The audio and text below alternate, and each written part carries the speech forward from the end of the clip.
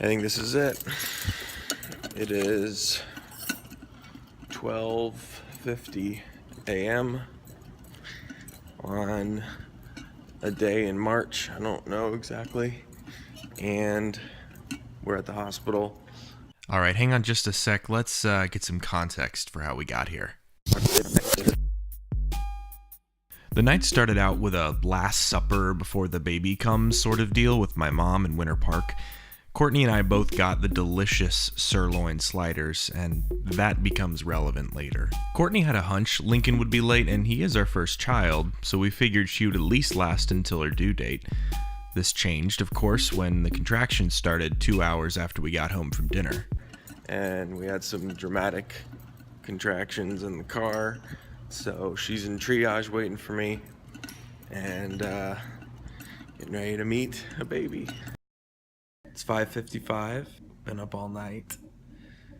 My beloved is drugged up right now with an epidural, and it is the best decision she has ever made. Okay, so that is an exaggeration, but it's only barely an exaggeration. 45 minutes before I shot this video, my wife was screaming in the most agonizing pain I have ever witnessed in my life. I have known Courtney for 5 years, and I have never seen her cry out in pain, much less scream at the top of her lungs in the presence of total strangers.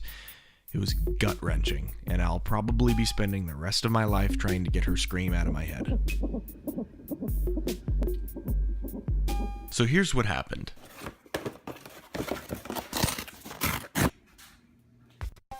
When Courtney began her contractions, she was 2 centimeters dilated, which is pretty small. In order to be admitted to our hospital, they want you to be 4 centimeters dilated.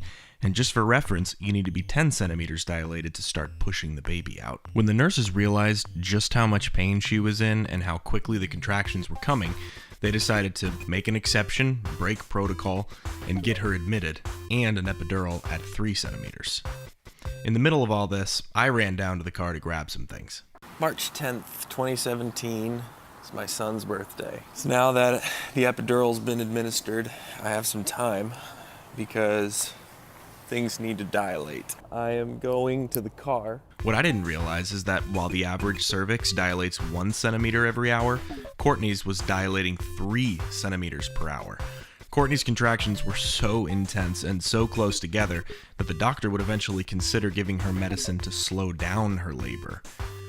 Oh, yeah, and there was the vomiting. The nurse says it's because the same muscles you use to push your baby out are what you use to vomit.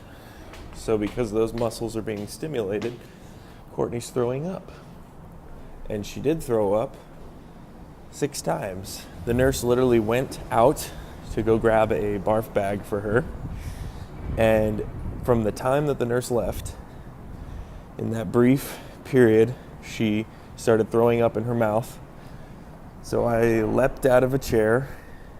I sprinted to the nearest receptacle that I could find, which just happened to be a recycling bin, and held it while she puked in it.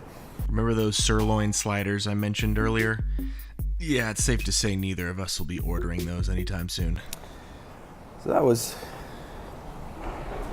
just an unpleasant experience.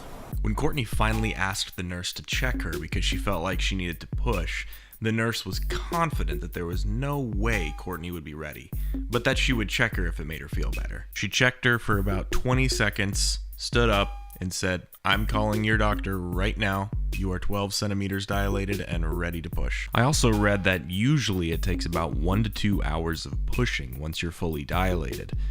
Courtney pushed for 15 minutes.